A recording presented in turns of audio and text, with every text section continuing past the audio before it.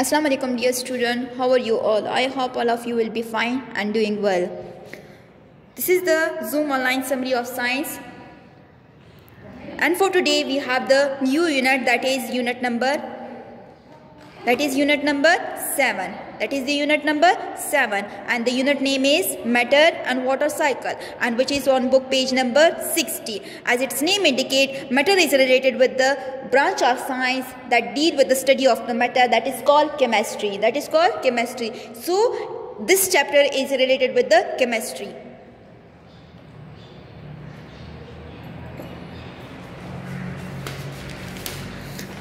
So first you have to know about that what is matter. If I simply say everything around us is made up of invisible, indivisible or invisible bits or particle is called matter. तो simple हम ये कह सकते हैं कि हमारे इर्द गिर्द जितनी भी चीज़ें हैं, चाहे वो लिविंग थिंग है चाहे वो नॉन लिविंग थिंग्स है, वो सारी किस चीज़ में आ जाती है, उसे हम क्या कहते हैं, मेटल कहते हैं. फॉर एग्जांपल अगर मैं आपसे पूछूं कि आप कहाँ बैठे हैं, तो आप कहेंगे कि बेटा हम तो रूम में बैठे हैं. तो जिस जगह पे आप बैठे हैं, फॉर एग्जांपल आप सोफे पे बैठे हैं, आप चेयर पे बैठे हैं, तो वो क्या है, मेटर है. आप ने जो सामने मोबाइल रखा है या लैपटॉप रखा है जिसमें आप मेरा लेक्चर सुन रहे हैं, तो वो भी क्या है, मैटर है. जिस रूम में आप बैठे हैं इर्द गिर्द जो दीवारी है वो भी क्या है, मैटर है. अगर आपके कमरे के अंदर कोई डेकोरेशन पीस है तो वो भी मैटर है. फॉर एग्जांपल जो कपड़े होते हैं वो भी मैटर है. तो डिफरेंट जितनी भी चीज़ें हमारे कमरे में मौजूद होते हैं, इन्वायरमेंट में मौजूद होते हैं, उसे हम क्या कहते हैं, मैटर कहते हैं. क्या कहते हैं, मैटर कहते हैं. सो जैसे कि टेबल है, चेयर है, स्टील है, वुड है, एयर है, वाटर है, जो हम पानी पीते हैं, जो हम जूसेस वगैरह पीते हैं, जो कि हमारी बॉडी के अंदर ब्लड होते हैं, वो भी क्या है, मैटर है. वो भी क्या है, मैटर है. सो हम कह सकते हैं कि matter is the compose of the smallest particle, that particle is called atom. That particle is called atom. जो मैटर का सबसे छोटा पोर्शन होता है, जो जिससे मैटर मिलकर बना होता है, तो वो क्या है, एटम है.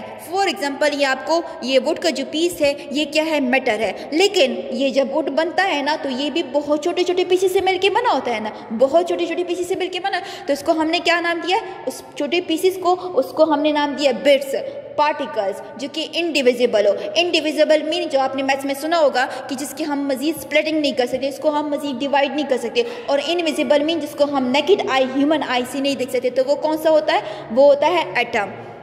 तो the smallest particle of matter is called atom. So हमने तो कहा है कि हमारे इर्द गिर्द जितनी भी चीज़ें मौजूद होती हैं उसका नाम क्या है, मैटर. लेकिन आपको पता है कि किसी चीज़ के ऊपर जब ऑब्जर्वेशन होती है तो साइंटिस्ट एक स्पेसिफिक थ्योरी पेश करते हैं. तो साइंटिस्ट ने मैटर को कैसे कहा है कि हर एक वो कौन सी चीज़ को उसने मैटर का नाम दिया. How the scientist classify a thing as a matter. Scientist classify a thing as a matter if it has a mass and takes up the space. Space means कि वो उसके कितना वॉल्यूम है. सो साइंटिस्ट ने हर एक चीज़ को matter का नाम दिया है कि उसका एक खास मास होगा और वो स्पेसिफिक एरिया पकड़ते. फॉर एग्जांपल ये आपके पास है मैटर, ये आपके पास है मैटर, ये आपके पास है मैटर, ये आपके पास है मैटर, और ये जो ग्लास है ये भी क्या है, मैटर. फॉर एग्जांपल अब इसमें बॉक्स को मैटर कह रही हूँ तो इसका एक खास वेट मास होगा ना. फॉर एग्जांपल मे बी ये कितनी ग्राम में है, 5 ग्राम है, 16 ग्राम है, 10 ग्राम है, वट एवर, इसका मास कितना है. और वॉल्यूम मीन्स कि उसकी लेंथ कितनी है, उसकी लेंथ कितनी है. फॉर एग्जांपल यहाँ से यहाँ तक उसकी लेंथ कितनी है, तकरीबन राउंड अबाउट 17 सेंटीमीटर है ना. और उसकी ब्रेथ, उसकी चौड़ाई कितनी है, राउंड अबाउट 3.5 सेंटीमीटर. तो उसने कितना वॉल्यूम ऑक्यूपाई किया और उसकी लेंथ कितनी है, उसकी ब्रेथ कितनी है. तो उस चीज़ को नोट करके और उसका एक खास मास हो, जैसे हमारे पास जो हमारी बुक होती है उसका भी खास मास होता है ना. और फॉर एग्जांपल आपको मैं बुक की एग्जांपल दे रही हूँ, तो यहाँ से यहाँ तक इसका कितने, तकरीबन राउंड अबाउट इसकी जो लेंथ होती है वो 25 सेंटीमीटर, और इसकी जो ब्रेथ होती है जिसको जो हम कहते हैं चौड़ाई, और वो कितनी है, 20 सेंटीमीटर है. तो ये एक ऑब्जेक्ट है, इसका एक स्पेसिफिक मास है और इसका एक स्पेसिफिक लेंथ और वॉल्यूम भी है. वॉल्यूम मीन्स उसका लेंथ और ब्रेथ कितना है. फिर उसके बाद है कि हमने तो कहा है कि scientist classify a thing as a matter if it has a mass and takes up the space. So now you must know about that what is mass and what is volume. So mass is the amount of matter in an object. Mass is the amount of matter in an object. अब हम कह रहे हैं ना कि हम खुद भी मैटर है, लेकिन आप तो ये क्वेश्चन पूछ सकती हो कि मैडम हम तो लिविंग सेल से मिलकर बने होते हैं, लेकिन मैं आपको ये बता रही हूँ जो कि लिविंग सेल होता है वो भी एटम से छोटा होता है, बहुत ही छोटा होता है। जो लिविंग सेल होते हैं ना वो भी एटम से मिलकर बना होता है, तो इसलिए हम कहते हैं कि हम खुद भी मैटर है, जितनी भी लिविंग थिंग है वो क्या है, मैटर है। तो जो भी ऑब्जेक्ट है, फॉर एग्जाम्पल आप खुद अपनी एग्जाम्पल है कि हम एक ऑब्जेक्ट है जो कि क्या है, मैटर है, हम मैटर है, तो हमारा एक स्पेसिफिक मास होता है ना, किसी का 25 होता है तो किसी का 30 होता है, किसी का 40 होता है, तो उसका एक स्पेसिफिक वेट होता है और उसकी एक स्पेसिफिक हाइट भी होती है, उसकी ब्रेथ भी होती है। तो हम कहते हैं फॉर एग्जांपल अगर मैं आपको कहूँ कि ये मेरे पास जो है एक बॉक्स है, या मैं आपको कहूँ कि ये क्या है, मैटर है, अगर मैं इस पेन की मास की बात करूं तो मे बी ये 3 ग्राम हो, वट एवर, जो हम स्केल के बाद हमें पता चलेगा, लेकिन वॉल्यूम तो हम फाइंड कर सकते हैं ना। तो इसकी जो राउंड अबाउट लेंथ है तकरीबन 13.5 सेंटीमीटर, उसकी जो ब्रेथ होती है वो तकरीबन है 1 सेंटीमीटर। तो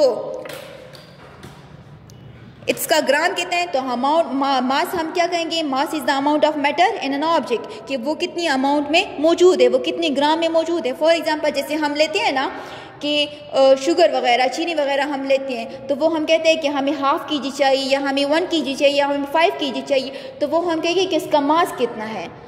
चीनी जो है हमारे पास ऑब्जेक्ट है, पोटैटो हम ले रहे हैं, कितने किलो में आपको चाहिए, ग्राम में चाहिए, तो हम कहते हैं जो हमारे पास ऑब्जेक्ट है वो है, फॉर एग्जाम्पल अगर आप चीनी ले रही है, या पोटैटो ले रही है, अनियन ले रही है, तो वो है आपके पास ऑब्जेक्ट है, वो कितनी ग्राम में मौजूद है, किलोग्राम में मौजूद है, तो वो आपके पास आ जाता है मास।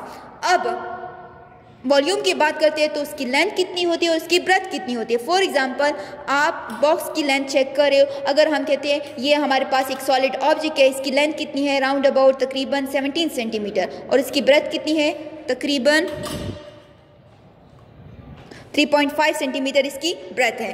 तो दिस इज वॉल्यूम। फिर इसके बाद एक और क्वेश्चन है कि how many states of matter we have. हम तो हमारे इर्द गिर्द जितनी भी चीज़ें मौजूद है, चाहे वो लिविंग थिंग है चाहे वो नॉन लिविंग थिंग है, लेकिन उसको तो हम मैटर का नाम दे रहे हैं, लेकिन कितनी स्टेट्स में मौजूद है, कितनी करेक्टरिस्टिक में वो मौजूद है। तो we have 3 states of matter. How we have 3 states of matter, solid, liquid, gas, solid, liquid, gas. अब आपको मैं एग्जांपल जो दे रही हूँ, जो जितनी भी हार्ड चीज़ें जैसे वुड है, जैसे आपके पास ये है, ये क्या है, ये शार्पनर है, ये पेन है, ये स्केल है, ये जो आपके पास छोटा सा कार है, ये क्या है, सॉलिड है। लेकिन अगर हम लिक्विड की बात करें तो वो जो फ्लोइंग अमाउंट में होते हैं, जैसे कि वाटर होता है, ये भी क्या है, लिक्विड स्टेट है। जैसे हम मिल्क पीते हैं रेगुलर बेसिस पे, वो क्या है, लिक्विड है। हनी हम जब लेते हैं तो वो भी क्या है, लिक्विड स्टेट में। जो हमारी बॉडी के अंदर ब्लड होता है तो वो भी क्या है, वो भी क्या है, लिक्विड स्टेट है। जो हमारी बॉडी होती है वो सॉलिड स्टेट में आती होती है, लेकिन जो हमारी बॉडी के अंदर ब्लड होता है तो वो कौन सा स्टेट है, वो लिक्विड स्टेट है। जो हम सांस लेते हैं वो कौन सा स्टेट होता है, वो गैस स्टेट होता है। इसलिए तो हम कहते हैं कि हमारी बॉडी, हम खुद भी क्या है, मैटर है।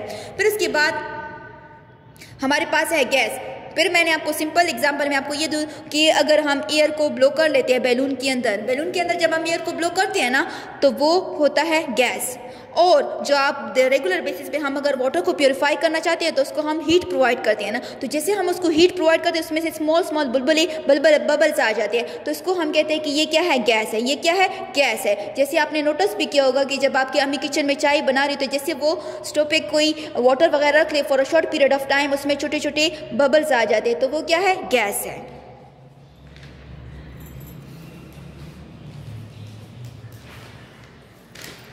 फिर उसके बाद है कि how you say that this is solid and this is liquid and this is gas on the basis of their shape and volume we can classify a thing is a solid if they have a definite shape, definite mean fixed, if they have a definite volume, fixed volume, so it means कि ये क्या है, solid है। For example ये आपको जो box नज़र आ रहे हैं इसके अंदर मैंने पेन रखा है, तो ये किस स्टेट का है, सॉलिड है। अगर इसको मैं इस बॉक्स के अंदर रख लूँ तो इसका तो फिक्स वॉल्यूम और फिक्स शेप रहेगा। अगर इसको मैं अपनी बुक के अंदर रख लूँ, मे बी अगर मैं बुक के अंदर रखूँ तो इसका तो शेप यही रहेगा ना, उसका वॉल्यूम भी सेम रहेगा। जैसे ये आप मेरे पास शार्पनर है, इसको मैं यहाँ रख लूँ तो तभी इसका यही शेप और वॉल्यूम रहेगा। अगर इसको मैं इस बॉक्स के अंदर रख लूँ या इसको मैं अपनी बैग के अंदर रख लूँ या किसी ज्योमेट्री बॉक्स में डालूँ तो इसका तो फिक्स वॉल्यूम और फिक्स शेप रहेगा, उसका वॉल्यूम चेंज नहीं होगा। अगर इस ज्योमेट्री बॉक्स को फॉर एग्जाम्पल जो हमारे पास बुक होती है, इस बुक को मैंने टेबल के ऊपर रखा है तो तभी इसकी ये शेप है, या इसको मैं अगर किसी कबर्ड के अंदर रख लूँ तो तभी इसकी फिक्स शेप रहेगी। जैसे आपके पास घरों में एक टेबल चेयर होती है, जब आप एक रूम से दूसरे रूम में शिफ्ट करते हो तो उसकी क्या शेप में चेंजेस आ जाते हैं? नहीं, शेप उसका और उसका वॉल्यूम फिक्स रहता है। तो जितनी जगह अगर वो एक रूम में जितनी सेंटीमीटर पे हम रखते हैं, जितनी उसकी लेंथ होती है, तो ये तो नहीं है कि वो दूसरे रूम में शिफ्ट करने के बाद उसकी लेंथ और उसका शेप चेंज होता है। नहीं, जितनी फॉर एग्जांपल आपकी जो क्लासरूम में चेयर होती है, तो अगर हम उस चेयर को एक रूम से दूसरे रूम में शिफ्ट करते हैं तो क्या उसकी शेप चेंज होती है? नहीं। तो जितनी जगह वो इस क्लासरूम में पकड़ रही है तो वहाँ उसी उतनी जगह उसमें भी होगी। फिर उसके बाद है लिक्विड। लिक्विड की शेप कैसी है, वॉल्यूम कैसी है? लिक्विड का जो शेप होता है वो फिक्स नहीं होता, नॉट फिक्स होता है, नॉट डेफिनेट होता है, लेकिन उसका जो वॉल्यूम होता है वो फिक्स रहता है। मैंने आपको सिंपल एग्जांपल दिया है कि इस ग्लास में पानी डाला है, अगर इस ग्लास से मैं पानी किसी बॉटल के अंदर डालूँ तो वो अकॉर्डिंग टू द कंटेनर, अगर इस ग्लास से मैं किसी बॉटल में पानी डालूँ तो वो उसका शेप क्या हो जाए? बॉटल शेप हो जाएगा। अगर इससे मैं किसी कप में डालूँ तो वो कप की शेप इख्तियार कर लेगा। अगर इसको मैं किसी और कंटेनर में डालूँ तो उसकी शेप चेंज होती जाएगी। लेकिन जितनी अमाउंट में वो ग्लास में मौजूद है तो उतनी अमाउंट में वो बॉटल में भी मौजूद और उतनी अमाउंट में वो कप में भी मौजूद होगा। तो उसकी जो वॉल्यूम होती है वो फिक्स होती है, लेकिन शेप चेंज होती जाती है। अब गैस की बात होती है, तो गैस की जो होती है ना फिक्स शेप होती है, नॉट डेफिनेट शेप होती है और नॉट डेफिनेट वॉल्यूम होते हैं। फॉर एग्जांपल अगर आप एयर ब्लो करते हैं बैलून के अंदर, तो जैसे हम उसके अंदर एयर ब्लो कर लेती है तो वो बैलून की शेप में आ जाता है, लेकिन उसी एयर को हम निकालते किसी शॉपिंग बैग में, किसी और बैग में, या किसी ऐसी बॉल होती है जिसके अंदर हम एयर एंटर करते हैं तो उसकी वो जो शेप होती है वो चेंज हो जाती है, तो वो शेप आ जाते हैं, शॉपिंग बैग की शेप में आ जाता है, वो बीच बॉल की शेप में आ जाता है। और उसका जो वॉल्यूम होता है, तो एक जगह से हम एयर दूसरी जगह में ट्रांसफ़र करते हैं ना, तो वो उसमें कमी आ जाती है।